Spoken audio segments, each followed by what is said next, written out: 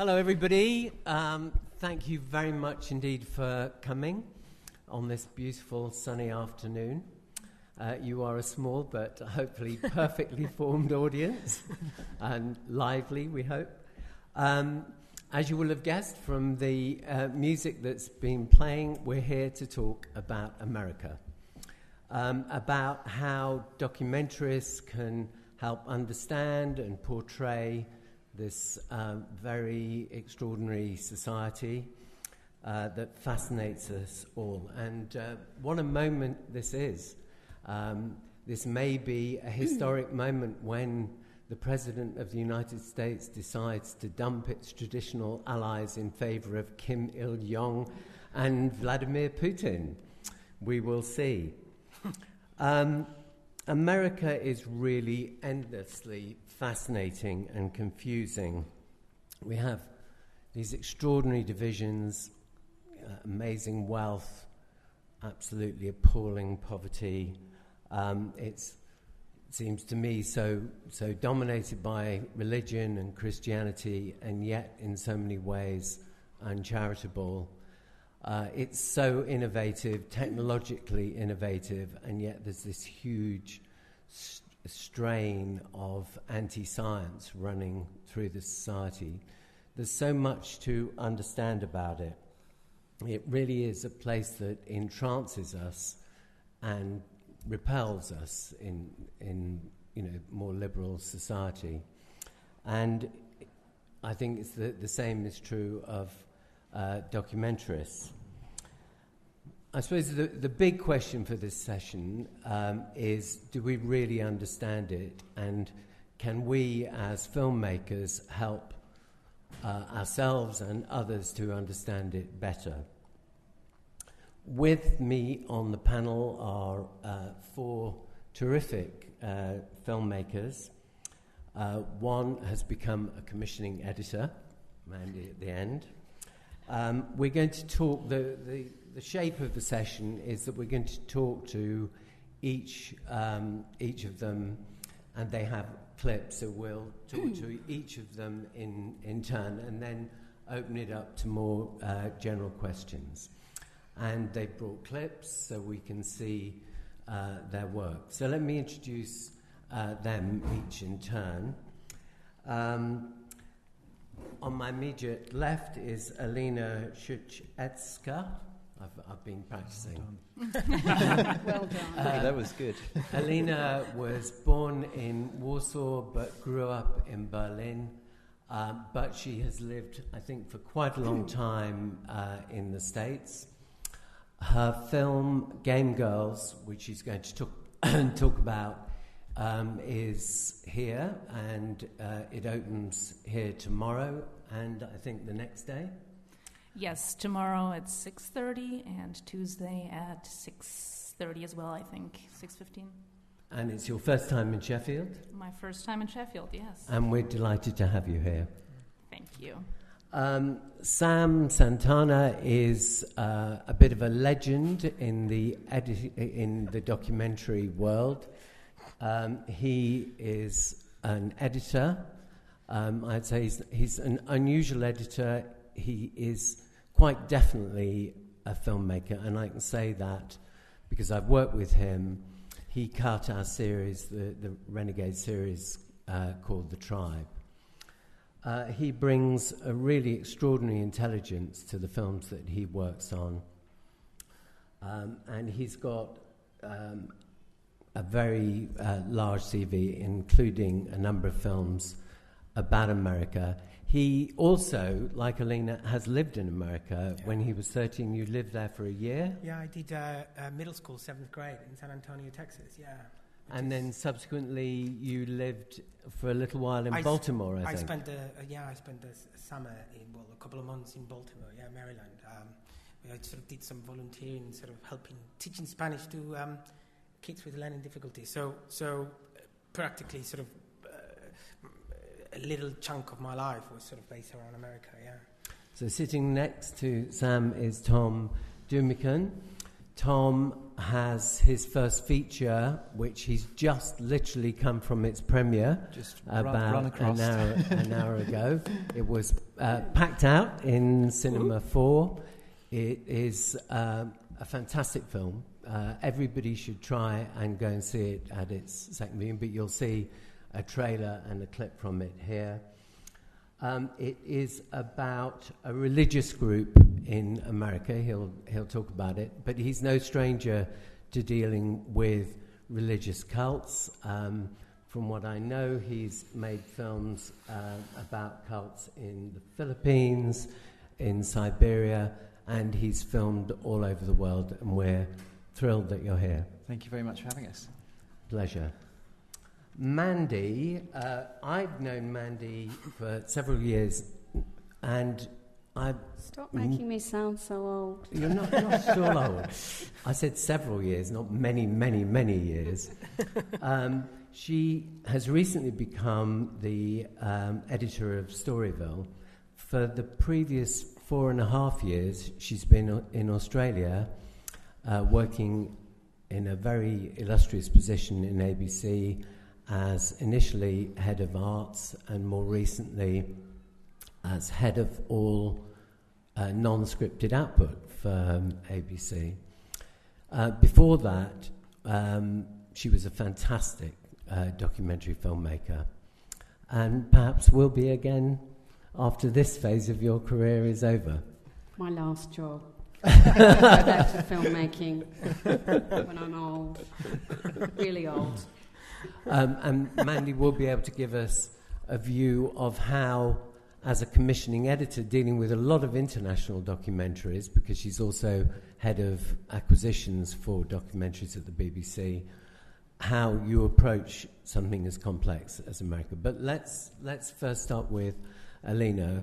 Alina, can you tell us how come you made a film in Skid Row? What is Skid Row in Los Angeles? How do you come to know it? How do you choose your characters?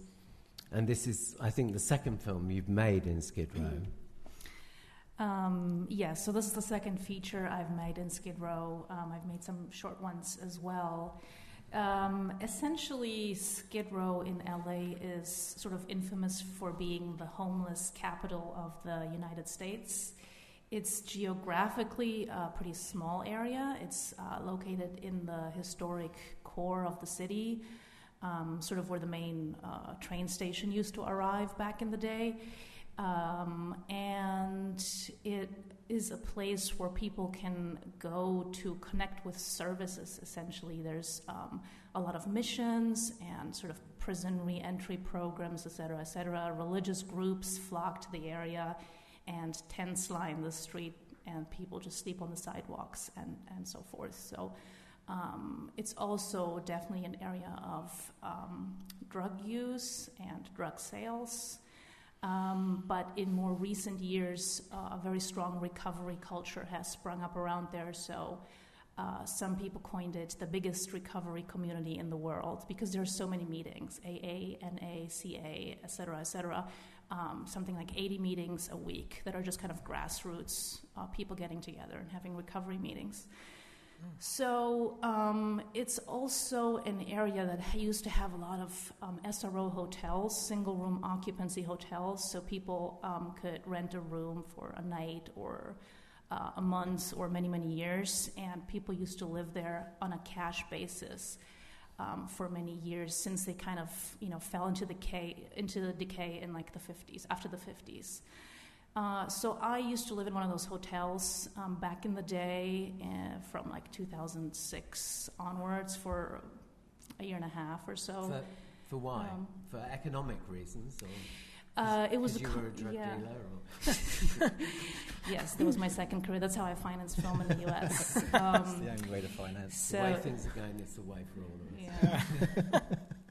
Yeah. Economic reasons, yes, it was very, very cheap. No, I was a student at art school at the time, so yes, it was a way for me to actually be able to afford a place. But I was also interested in the area, and I guess I didn't have the same level of fear around it, or sort of inaccessibility, as some people would have had, I think, had they grown up in LA, because it was kind of this no-go zone. And coming in from Europe initially, I didn't have that feeling, because the idea of a place that was more walkable and historic and buildings that were 100 years old didn't seem that old to me. So I didn't have the fear of that level of like decrepitude. So I moved in there. Tell us a little bit about Game Girls and how Yes. So basically, what happened is back then I started filming my neighbors, and they were almost exclusively men. So in the building where I lived at, there were 2 women besides me, and everybody else was male. So the film just ended up being about men. It wasn't initially intended to be, but it became so. So ever since I worked on that previous film, I wanted to make a separate film that focused on women, and I wanted to do it in a different way than I had made Songs from the Nickel, my first film there. I wanted to have a more participatory element in the film, so what we ended up doing is setting up a workshop for women in the area that ran over a year and a half, led by a drama therapist. It was just a free and open space for women to come and sort of share and get together. And there was a therapeutic element to it, for sure, even though he didn't call it therapy. And a woman who started coming to the workshop became the main protagonist of Game Girls. So Game Girls is essentially a love story between 2 women, and they are trying to escape Skid Row, or one of them is for sure trying, and the other one maybe only pretends to be trying. So should we introduce the first clip? Yes, sure, why not? That introduces the characters. Yes, that's a good idea.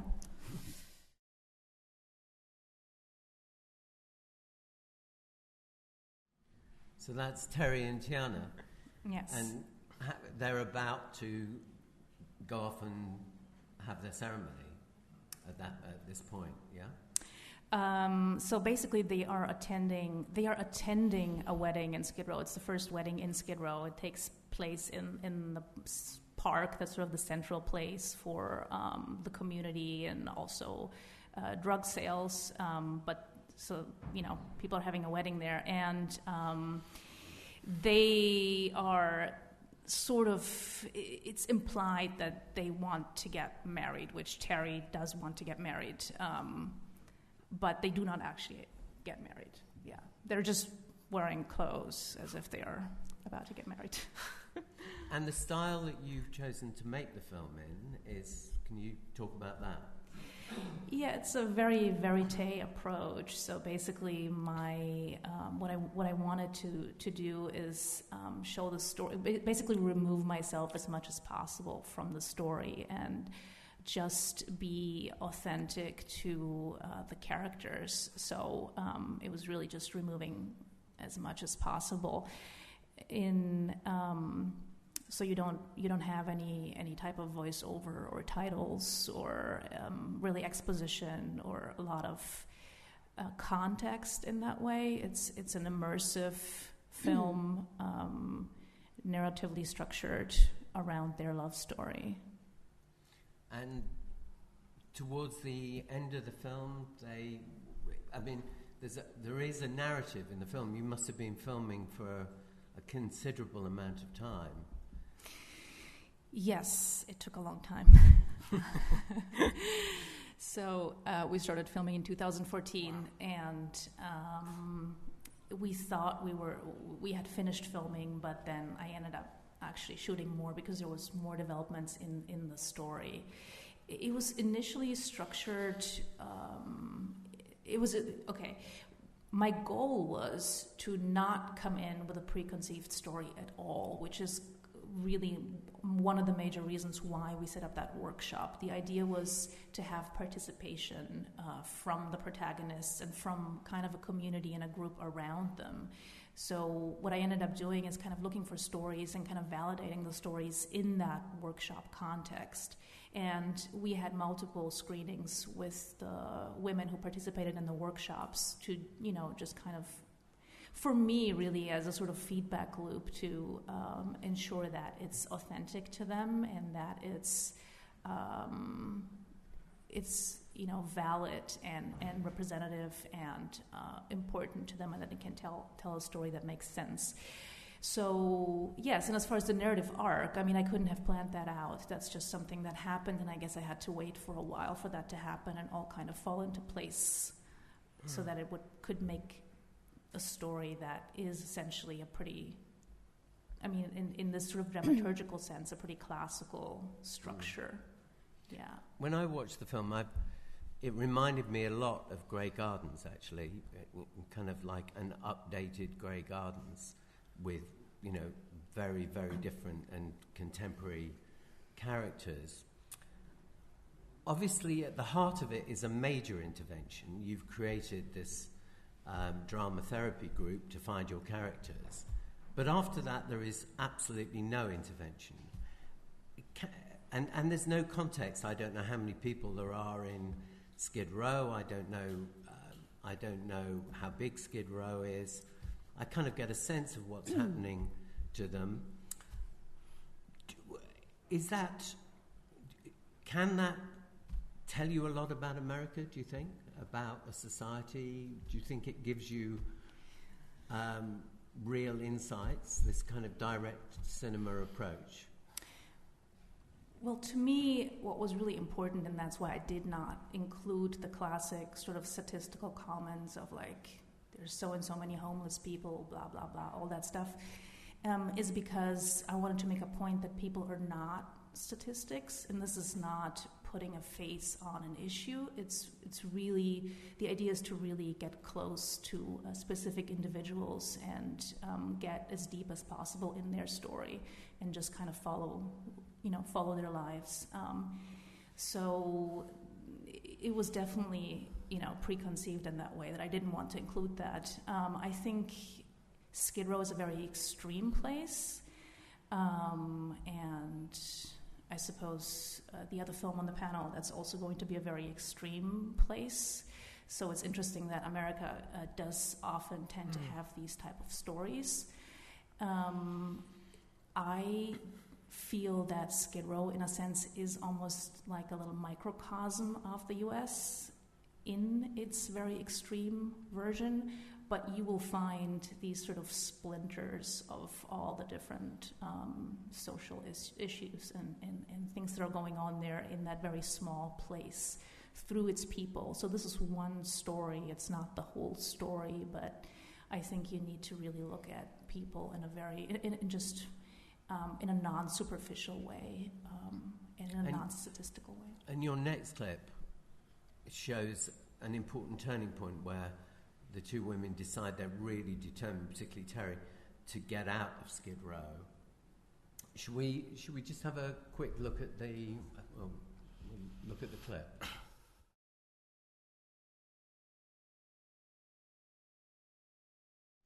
We need to move on, but are you still filming? Are you still in touch with them? I am still in touch with them, yes. And what's happened? Well, if you watch the film... Don't give away the end of the film, but...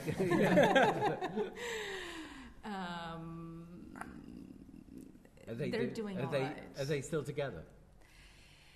I would just say maybe they will want to watch the film, so I will leave that open. Wait, is the film recently finished? Quite recently finished? The film was finished before, so basically at the end of the year. So, yeah, recently enough. Right. Mm-hmm. Right. Mm-hmm. Yeah. Okay. Well, we'll come back to you with the audience, no doubt, will have questions for you. So, Sam, one of the great mysteries, to us anyway, of America is the obsession with guns. And you edited Gunshot. Yeah. Which was a film for Channel 4. Yes. And that's your first chosen clip. Tell us a little bit about the background to that film. Well, when director John Douglas approached me to work on the gun shop, and I had several lunches with him during pre-production, and actually our assistant producer Rebecca is in the audience. She was the first one to actually go to the States to look for a gun shop, and I think between John and her, they were very keen not to caricaturize or to make the gun ownership problem in America, which is a huge problem, it still is, simple or one-dimensional. I grew up I spent a year in Texas, and I did see people with guns, who had the right to open carry, and I was, as a 12-year-old, that normal people carrying a gun seemed quite shocking. And so when I was approached to work on the doc, I knew from the word go that John really did not want to make that problem very simple. And I think that came to finding the right gun shop that would cover quite a lot of demographics, that the town or the community was diverse enough, and that we would try and explore the problem. When I started editing the project, I felt I was sort of quite sort of opinionated in the sense that I thought bun guns. You're always opinionated. Yeah, it's one of the pleasures. Just don't know how to shut up. Yeah, I felt. I felt from the word. I felt at the start of the edit. Oh well, the problem is really simple: ban guns. Strict gun laws, etc., etc. It's quite clearly the only solution. I had seen the results that had taken place in the state in Australia after a mass shooting, how they banned guns, and it solved the issue. There hasn't been any more mass shootings in Australia. I still feel that there has to be a massive step forward in the solution, but while working on the documentary, I kind of realized that it's a really complicated problem to solve, politically, socially, historically, and to then, for us as outsiders, because actually it was a British production, developed by a British production company, a British director, a Spanish editor, and therefore for us to sort of try to take sides would have been the wrong thing to do. So it's a documentary that used freak technology, like on your Tribe series, and 24 Hours in E&E, etc. It was fixed rig. Well, there are elements of fixed rig. There are times that John went and self-shot stuff around the community, and it's a documentary that only uses those elements. But even the stuff that was shot with single camera was shot like a rig. So no interaction between the director and the contributors. No commentary, which we felt it was necessary, because even if we had an American narrator, would have immediately that we would have had to take sides by the sheer nature of writing commentary. We would have had to take sides and to have an agenda. I mean, I don't want to speak on John's behalf, but I would imagine that John would also feel that there has to be a problem. That there is a massive problem, and they have to come to terms that there are certain weapons that cannot be sold and should not be sold, and actually the laws have to change. But as I said, I don't want to speak on his behalf, but I did feel by working hand in hand with him for 10 weeks that what we never wanted to do is just speak on their behalves. And actually one of the really interesting things as an editor for me is that all our contributors in that documentary were very honest. They were media savvy, but they were also quite honest. They let the guards down very quickly. And I'm talking about from a single mother raising their 2 kids who's paranoid about what she hears on the news, and therefore she's teaching her 8-year-old how to shoot a gun, to the shop owners who took a gamble because they could be branded rednecks, etc., etc. Right-wing rednecks who look, you can go in the shooting range and shoot a machine gun. Do you want to perhaps show the clip? Introduce the context to the clip that you've chosen. Yeah, the clip I chose comes towards the end of the film. It's about it's one of the few sections in the film where we go outside. The gun shop was based in the town of Butter Creek, Michigan, and 20 miles down the road there's another small town called Kalamazoo. I was going to forget it. It was going to make me feel quite embarrassed. Kalamazoo, where there was a there was a mass shooting, and the guy who went on the mass shooting's bridge was an Uber driver. He had passed all checks, so he had never committed any major crime, so he could own a gun. He had his special license, which meant he could conceal his weapon. And in between each fare, driving customers, he shot people. And what we wanted to do with that clip is that we meet the father of one of the survivors, a young girl who survived the shooting. And it's interesting. Let's see. It's interesting what he had to say about mass shootings, etc. So can we see it? Yeah. Did the film have a point of view? I think it did, actually. I genuinely think it did. I'd like to say that that's the point of view, his point of view, that there has to be. It's so gun crime, gun ownership, mass shooting in America is an epidemic. I mean, in the longest scene, you also meet the chief of police that is embarrassed about the fact that mass shootings are taking place. It did have a point, and I think what we wanted to create, because we didn't have any commentary, is not an authored piece, is that there has to be a better dialogue. There has to be better dialogue. There has to be, it's such a radicalized issue from both anti-gun owners, anti-gun people and the NRA, and it's impossible for people to sit down and have a coherent, open dialogue of how to make the problem better. And I think that's the point of view. We couldn't really wholeheartedly give the film a massive point of view, rightly or wrongly, because we didn't feel we had the right, as non-Americans, to give that film a point of view. But I think, in my opinion, I'd like to think that's why I chose this clip, because I remember it come quite late when we cut the scene in the edit. We'd sort of massaged the entire body of the film up until we got to that. And we were worried about what to do with this, because it was completely different to the entire nature of the film, because it was away from the gun shop. We did not want to dwell on the poor girl's ordeal, which is still ongoing. And so, but that's the point. There has to be something has to change, and it has to change at grassroots level so that people start listening and they sit down and talk, because it's not something the politicians are going to listen to, really.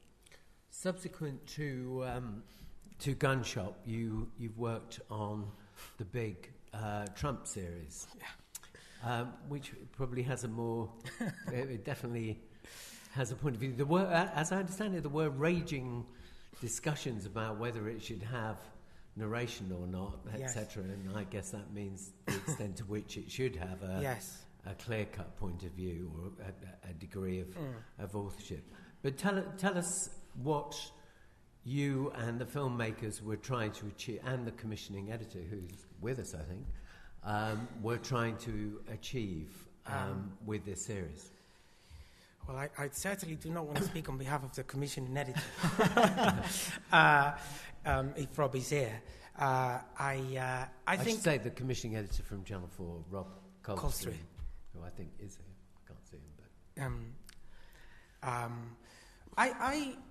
It's sort of my role on the Trump series was a slightly less immersive, perhaps dare I say, to the one in the gun shop. I came in sort of at the last sort of 8-9 weeks of the edit, and I was just brought in to try to help the films through the finish line. So I wasn't perhaps at the beginning of the sort of the beginning of the edit involved in the creative decisions, but I think what I learned from working with 72 Films and Channel 4 and Netflix was that they were very keen into seeing how this man, Donald Trump, had always been part of the American makeup, particularly from the late 70s up until now, how probably in his head he had always thought of running. And actually, from my own opinion of working on it, there are two versions to the films. There's a Netflix version and there's a Channel 4 version. We did have commentary on the Channel 4 versions, but I don't think that the commentary planted the commentary on the Channel 4 films took ownership of the story. There were more facts and stuff like that, and I think that they didn't want to author the series either. I watched films 1 and 2 on transmission, and I enjoyed film 2 a great deal more than film 1. For this session, I watched film 3. I think your clip is from film 3, is it? I think it's from the top of film 2, I think. Oh, I see. Yeah. But anyway, I've just watched film 3 this morning, rather than strolling through Sheffield in summer. And I thought it was fantastic, actually. Really, really fantastic. And it made me realise that he's always been a liar. This is my bit of authorship. Yeah. He's always been a liar, and he's always been a fraud. Anyway, it was pretty amazing, and the archive was extraordinary. Yeah. Particularly around his divorce from Ivanka. I mean, it's just incredible, and his near bankruptcy, actually. But anyway, do you want to introduce this clip? Yeah, I mean, this is the clip near about the opening of episode 2, in which I remember when cutting it back in November, I think it was interesting because we wanted to create a sort of, I think Trump is a product of the 80s and of big America, big corporations, big expending, etc. And that's why we sort of, it's remember. Should we have a look at it? Yeah.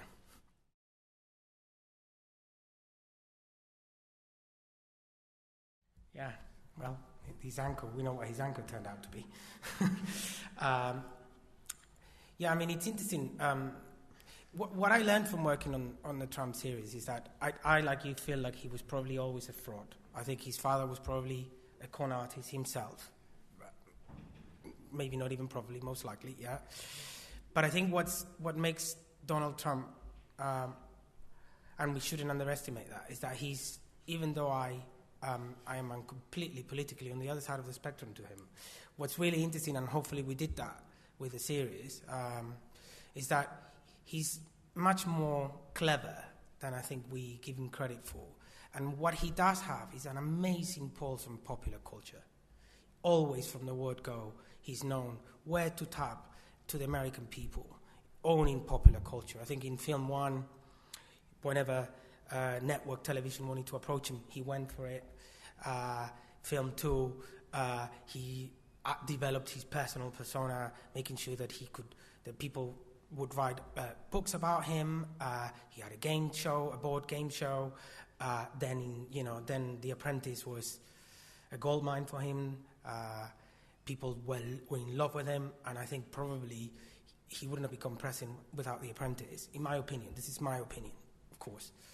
And then people, whoever got him introduced with Twitter has a lot to be that blamed. Was genius. A genius, the genius whoever said he is Twitter.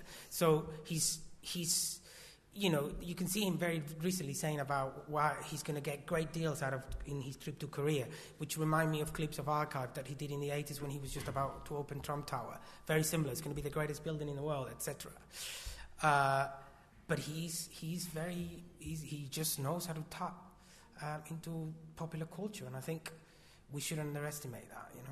I don't think we should ever underestimate him. My wife made a film Alex Cook, which I produced for BBC Two about the Tea Party movement about 3 or 4 years ago. And when Trump stood, both of us were utterly convinced that he was certainly going to get the nomination. But we could convince nobody in broadcasting, nobody, and we saw every single broadcaster, that he was a force that was coming. There was a complete misunderstanding, and the film, which was called The Trumpistas, that we actually got paid development eventually from the BBC, but couldn't convince anybody to take him seriously, was sadly never made, certainly never made by us. And I think it shows that we focus a lot on the coasts. We focus very little on the central parts of America, and we focus very little on truly understanding what's going on inside America.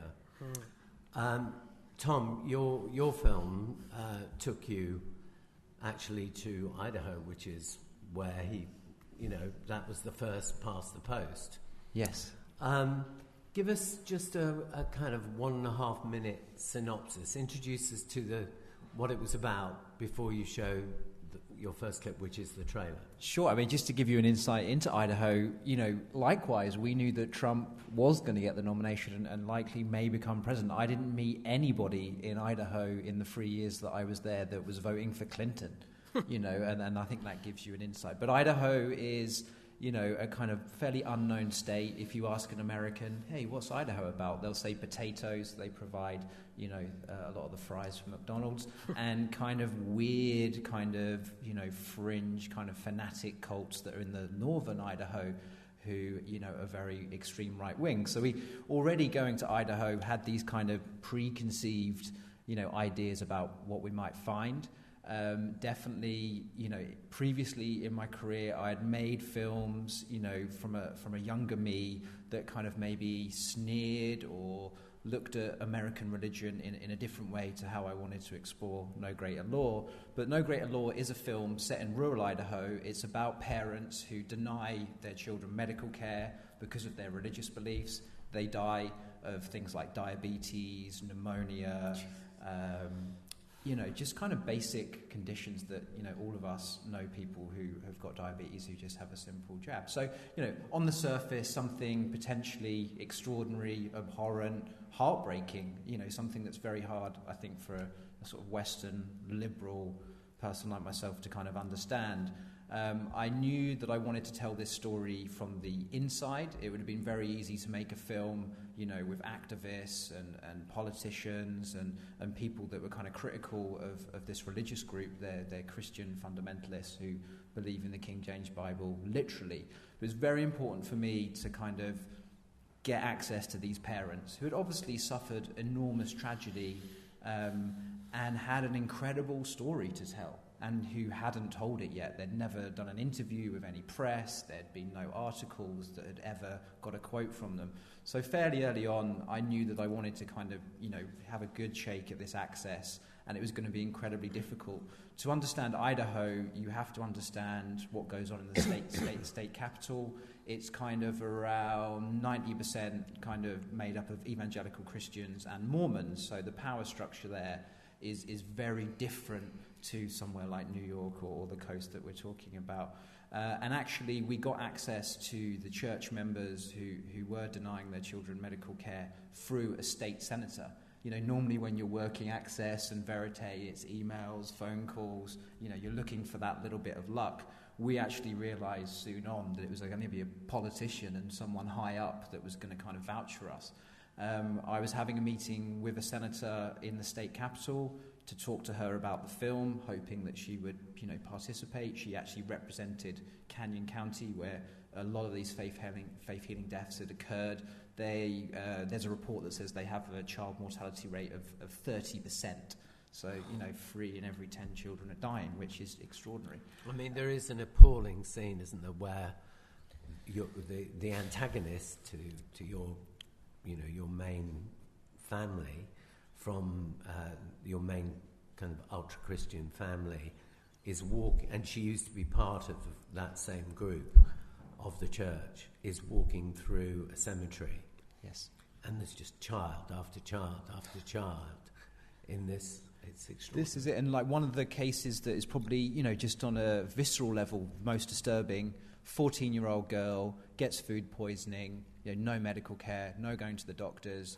She is being sick so much that she ruptures her esophagus and, passes away. She's, a young teenage girl, and I think, that is just abhorrent. And Linda is walking through, and you can see, and we're not talking like one child from each family. They have, they obviously don't believe in birth control, so they have 9, 10, 11 kids in each family, and it's not uncommon for some of the parents that we met to have 2 or 3 or 4 in some cases. And it's an extraordinary act of faith, maybe, that like the first child that you lose, will question everything, but to have 2 or 3, and some within years of each other.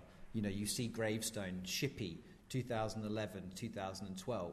then the sister, 2012 to 2013. So, it's just, really, really kind of disturbing. But in Idaho, they have a protection for these people. It's called a religious shield law. It means that the sheriff or criminal investigators cannot prosecute these parents because they have a religious defense. So let's see the trailer. Don't give it all away. Yeah.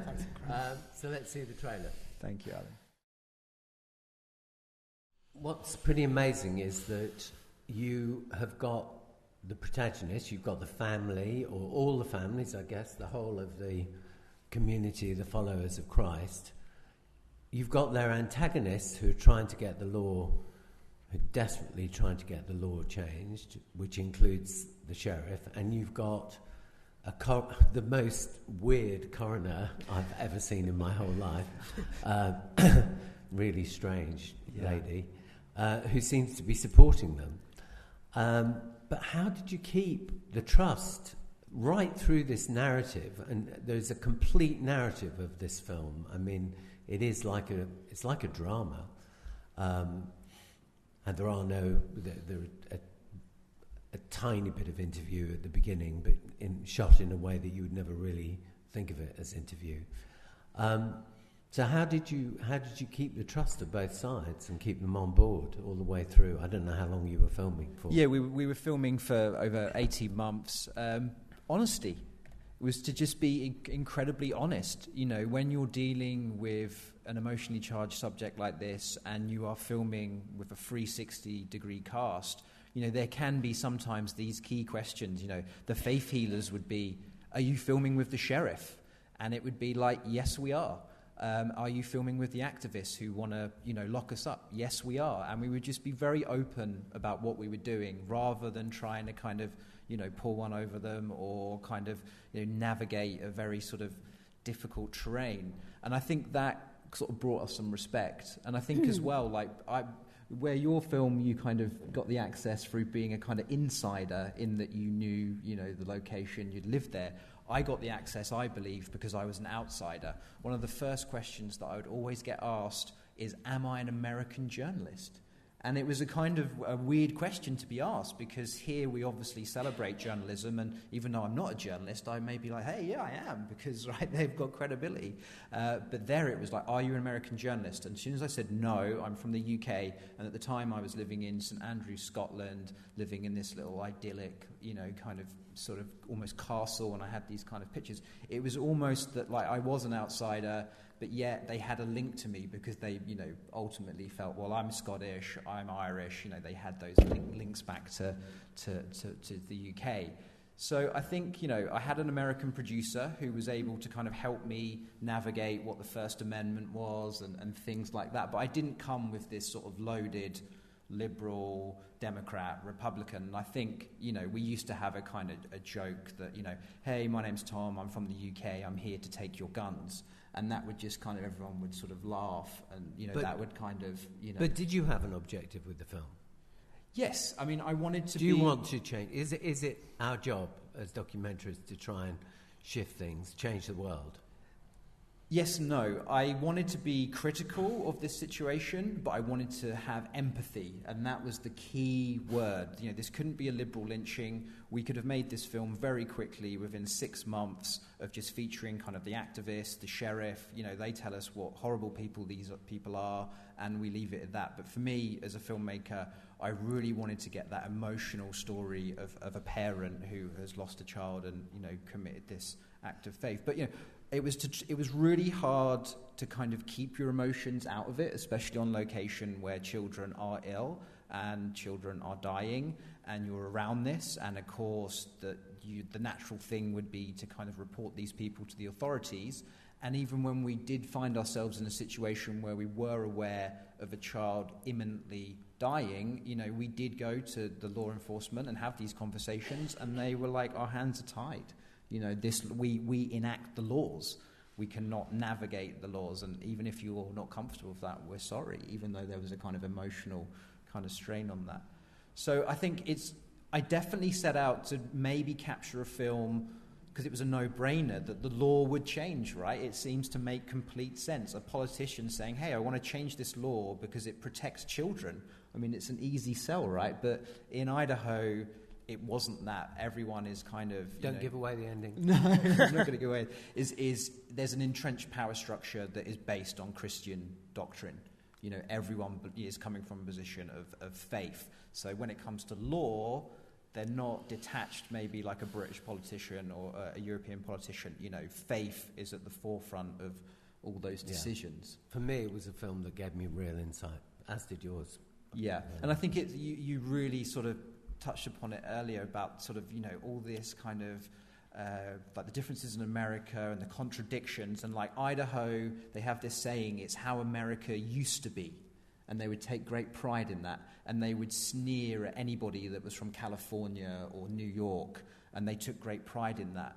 So it was a very much a sort of... While using their iPhones. While using their iPhone. I mean, this is a church that doesn't believe in medicine and says that it's witchcraft, but they vaccinate their cattle in order to sell it at market. They use mobile phones. They use the internet. I mean, if there was anything that was sorcery, it would be stuff like that. It wouldn't be medicine. And then sort of added to that layer, and I've filmed with people who don't believe in medicine in Siberia. They're vegetarian or vegan. They live off the land. There's no booze, you know. And you think, well, you know, that's a kind of, I get it. You know, if you're anti-big pharma and you kind of want this pure lifestyle. But these guys, you know, they didn't drink water. You would notice the lack of salad in the meal there. So it was like it was a frontier type character. These were cowboys who didn't clean their teeth. They drank Pepsi. They shot guns, and they went to Bible study. So I think it was an America that we're very familiar with, maybe from the movies, but maybe an America that we're not used to seeing, you know, in documentaries. Mandy, and we're going to move on. I think the trailer speaks for itself, so I don't think we need to go to the second clip. Yeah, we haven't got too much time. So, Mandy, you're in this position of now running Storyville, which really is our premier international documentary strand left on British television. Thank heaven for it, I would say. And you have a very, very complex, changing society that we clearly didn't understand very well. Otherwise, we would have all known what was about to happen. So how are you approaching that? What kind of films are you commissioning, acquiring, have inherited and are pushing in your particular direction? So, I mean, as you know, our Storyville's a global strand, so we're looking for films from all over the world. But I think kind of traditionally, and even now, there has been a predominance of American films, and I think the reason for that is kind of multiple-fold, and it's not just that it's a really rich and fertile ground for storytelling. It's a place of extremes. It's like the West on testosterone. It's got everything: crime, race, cults. It's got extreme characters. Look at the film Wiener, or the Eugene Jarecki film. But also, America has a really strong tradition of documentary filmmaking, and direct cinema came out of America with Penny Baker, Maisels, Ricky Leacock, and Bob Drew. So the traditions of observational documentary filmmaking come from America, but also a huge amount of funding comes from America. I was just talking to you, and we were and I was asking how the film was funded, and it was fully funded out of America. And I was like, damn, why didn't it come to them? By A&E. By any indie films By who had done... Molly Thompson. Molly Thompson, who'd done sort of Cartel Land, City of Ghosts. There was a stable of films already there. Mm-hmm. So I think that is why we're steeped in the culture of American films, not just because they're fabulous subjects and the bar is very high for making American films, and there are great American filmmakers that go way back, from Fred Wiseman and D.A. Pennebaker to people like Ezra Edelman, Alex Gibney, Eugene Jarecki, Liz Garbus, and we do rely at Storyville a lot on American money because they have large amounts of money. and we want some of that money because we don't have large amounts of money. But also because the stories are fascinating and they do shed light on the world we live in today. Would you like to introduce your clips? Yes. So we have a series, and I'm going to give it a plug because it's going out on the 24th of June. It's called The Fourth Estate. It's called Inside the New York Times, The Fourth Estate. And, you know, I think BBC really wanted to have a crack at Trump because Channel 4 had already done it. And I think Patrick Holland, the controller of BBC Two, was feeling a bit left out. It was meant to be going on BBC 4, but because it's a big subject, you know, it's about the first year of Trump's... it's a 4-part series about the first year of Trump's presidency through the eyes of the New York Times journalists and editors. And it's a really fabulous series made by Liz Garbus and Jenny Karshman, and it's got a kind of multiple layers of money coming from an big American broadcaster, Showtime, but lots and lots of, I think there's about 15 or 16 public service broadcasters from all over the world, which is really great. Wow. And we call it the Coalition because it's a way of us, and it's more and more we're kind of coming together because it's a way of us pooling of our money and, you know, never being able to raise as much as what Netflix is offering. But I think a lot of filmmakers want to make films for public service broadcasters. So, you know, because of the kind of... they get feedback from putting their films out on a public service broadcaster and the spirit of it. But anyway, so let's watch. This is a trailer for the series, and I hope it gives a flavour of what's to come. So are you showing this is the first part of what will be a 4-part series, or is it an existing 4-part series?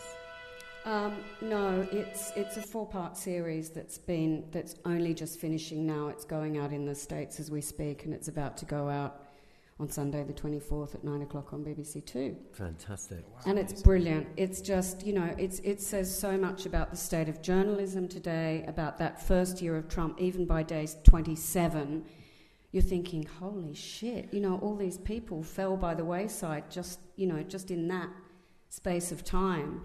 And the drama and the scoops and the you really see from the inside, the access is just tremendous. What these, you know, I mean, Trump's always calling them the failing New York Times and the crooked New York Times and actually they're thriving in a way that they haven't thrived. But they are going gangbusters. Financially, it's a typical Trump lie. Actually, I mean, they're doing brilliantly, and it is a brilliant way of looking at Trump, fake news, and the mainstream media.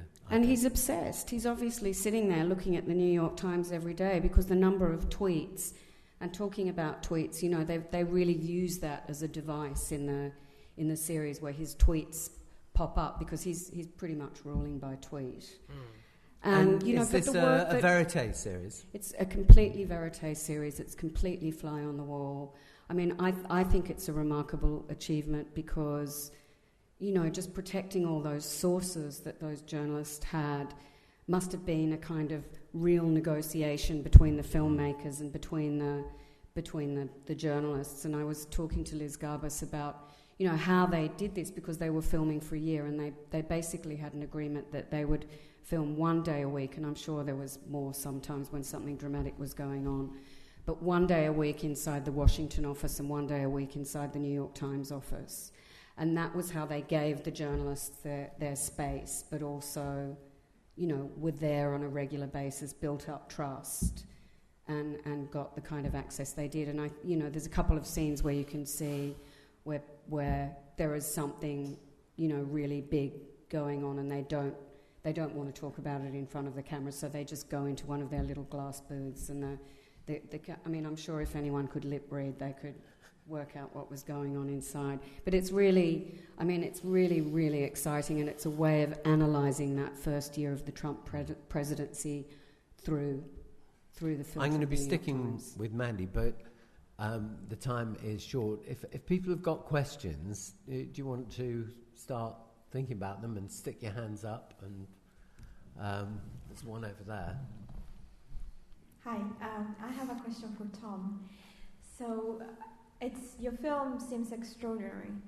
I was wondering whether the subjects tried to convince you to change your perspective during the film, and whether at some point you felt like you changed somehow. Yeah, very good question. I think I actually became a parent during the making of the film. Wow. So I think that kind of informed a lot of the filmmaking process and maybe my approach to the parents. That I was coming from, a position of no sleep, certainly, but it kind of added that connection to the protagonists and to the families that I was a new dad, and that just naturally led to kind of conversations that can break down those barriers. So I think on a very visceral level that changed, but definitely and me and the crew, the DOP, Arthur Mulhern was like an Irish DOP, so we're sort of 2 Brits on the crew and 2 American, a sound recordist and a producer. So we constantly kind of were having these kind of cultural discussions and, piss-taking out of each other. But what it did is that I went in with this kind of small-town America, inward, not outward-looking, maybe uneducated, but actually these characters in these families were incredibly well-read. They were up on their history. They could talk about Scottish independence, and it kind of smashed all those preconceived ideas about, these people that lived by the Bible. There was some of those kind of caricatures and there, but, it just kind of made me feel that, like, small-town America, beneath that surface, which we're all fascinated by, is really, really complex. And it's not as black and white. And that's what the film, I tried to kind of send the audience on a kind of emotional roller coaster that my ambition in the film was to always make the audience empathetic, to the families. And I'd have constant battles with my execs, like, hey, you're making them too nice. And it's like, well, I actually think they're nice, So that's what I want to present in the film. I don't agree with this one belief, but take that away and they're not too different to us. So yeah, but definitely changed. And like they put their faith onto us, but it wasn't a case of like you have to be a believer in order to come and film with us. We were very upfront that we various different people on the crew had different levels of faith. Mandy, are you trying as you look to what you're doing and thinking about breaking stereotypes, what's your mission? Yeah, I think only in relation to America. Yes, Americans are very good at weaving their own narratives, better than any other country. They're great characters. That's why filmmakers love making films there, and I'm sure that a lot of these guys or British filmmakers are very inspired by the American films that they've seen, because there is a scale and an ambition to them that sometimes makes them feel epic and makes them very cinematic and makes that transfer to cinema, really, really strong. We love to watch these documentaries in the cinema. I like surprising stories. I like stories that provoke. I like stories that, with Trump, he's a game changer, so he's a big, big player on the world stage, and that's why it's important to have these films. With something like The Work, I don't know if anyone saw that, set inside an American prison, and it's this kind of therapy, it's this 4 days of therapy where these really hardened prisoners talk about very, very intimate stuff to do with their past and their relationships. Again, it just feels really fresh and new, these guys breaking down and talking about stuff that they don't normally talk about, and they've killed, they're killers, they're hardened killers, and it's very intense film. It's all shot in close up, so it's not just about the subject matter. It's about the way the films are made. Let's have a quick look as our last clip at The Work. Mm-hmm.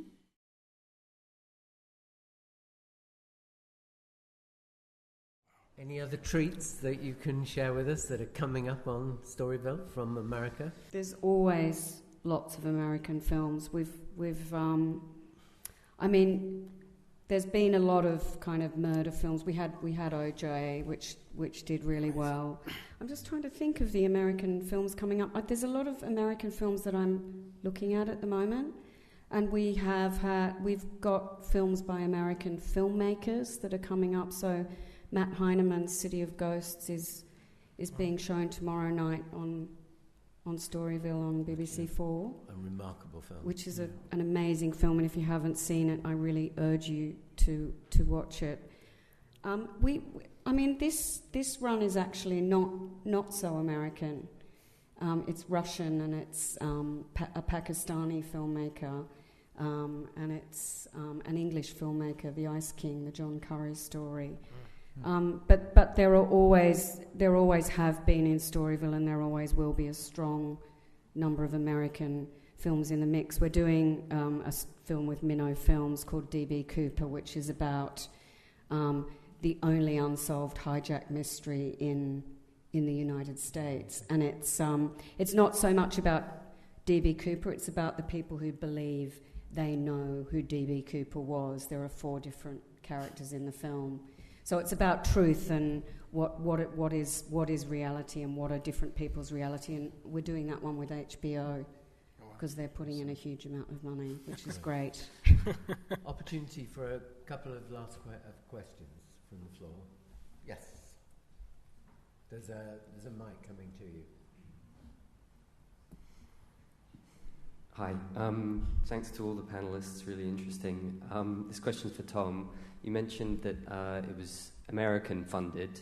Yes. I'm wondering, at what stage did that happen? Were you already filming, sort of had access and were embedded in filming with them? Did you just have access and the idea? How far along were you when that sort of came about? Yeah, we'd shot for 6 days, so I'd kind of mobilised a small crew, on the provision that we were going to make this kind of, 5 or 10 minute taster, sizzle, what are the words these days? Sizzle. So it's very clear, I knew as a kind of first time feature doc director that I kind of had to show my chops and sort of prove that I could do this, that, maybe my back catalogue enough or a deck or a written treatment wouldn't be enough.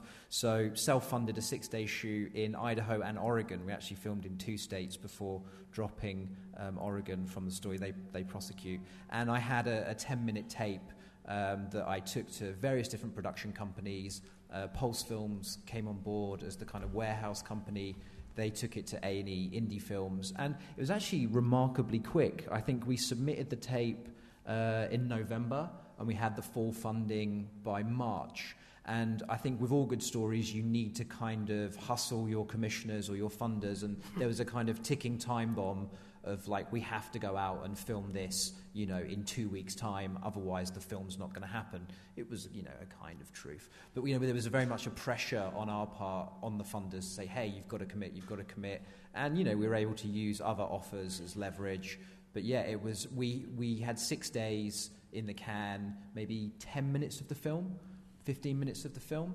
But subsequently, the film developed, and we actually dropped a lot of those scenes, But I do recommend any filmmakers like this just to try and find a way of doing a tape or a sizzle, whether it's a Skype interview, anything that can just put something on tape and show people like Mandy and Alan that here are the characters, they're going to work, on screen. And maybe if, I was really keen to show my style of filmmaking in the taster. So it wasn't just a kind of any other doc. It was going to be this kind of, like Alan has kindly said, like a drama. And we approached the verite scenes like that. Some scenes, we're just walking into fresh and we're just shooting off the hip. Other scenes, we could talk with the DOP and say, hey, this is how we're going to shoot this scene.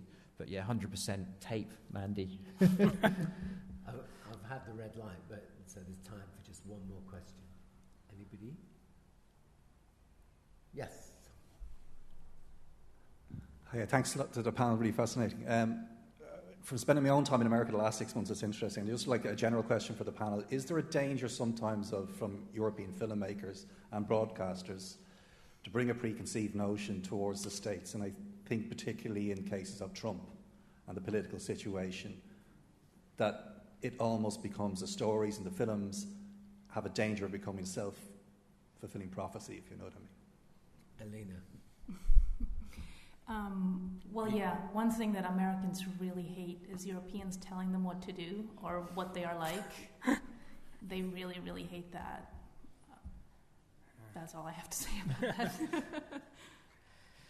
about I mean, yeah, there is the danger when you make a documentary series about Donald Trump that you are slightly sort of getting too close to the sun, as it were, and you may get burned by his own sort of... I don't know. It's difficult to be politically correct when you want to say what you really think about Donald Trump. So it is difficult to make a series that some viewers people who watch the series may think that actually he's a winner. I remember reading Twitter when episode 2 was going out, or the Channel 4 versions, and at the early stages of negotiations in Brexit had started, and there were people who were saying, he's evil, look, he's been a con artist all his life, and there were people who were saying, take him to Brussels to lead our campaign for Brexit. So, there is a danger when you make something like a Trump series that he's going to probably like it, maybe, and his supporters may like it. Oh. Yeah, I think there is a self-fulfilling prophecy, but I think it's our job as filmmakers and producers and execs is to kind of muddy the waters and maybe ruffle a few feathers. And it was I'm a liberal, Guardian reading, flat white drinking, as the rest of us. But I kind of had this thing that in certain scenes I kind of wanted to ruffle some liberal feathers, and made some kind of choices in just like the placing of scenes and the order of the characters and the protagonists that would kind of go up against that kind of liberal idea. So that was something at the forefront to try and not fall into that, because it would be easy, and it kind of, you could feel the film going that way, and it was always trying to lurch back into that centre. Mandy, the last word. I'd really like to see America find its own Sean McAllister, because, a lot of us filmmakers are middle class, and we're from a certain educational background, and, that is a singular voice that I think needs to come out of America that I haven't seen yet.